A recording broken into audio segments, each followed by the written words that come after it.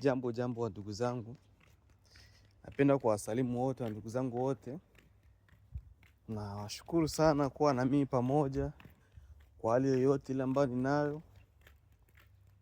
Nashukuru sana kwa makubwa ambayo mmenifanyia na kuzidi kunipambania niwe hadi hapa nilivyo. Na mimi bila nyinyi, mimi sio chochote, na mimi bila nyinyi na nyinyi pia ndio hivyo hivyo. Na hakunaga mtu ambaye anasimama akiwa yeye mwenyewe, huwa anapata kusimama akiwa na watu wengi.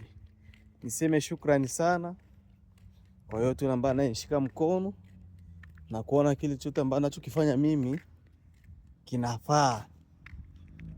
Niseme tu asante sana ndugu zangu. Nilikuwa sina kitu, ila hamkunitenga, mbaki kuwa na mimi kwa maisha yangu yote magumu. La, niseme tu asante kwa hilo.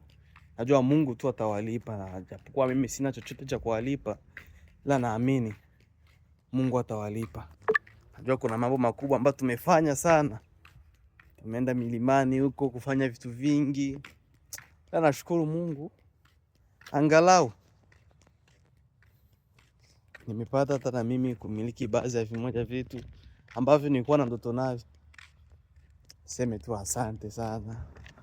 Na najua tupo pamoja ndugu zanguni. Sijui kama naweza nikawaangusha.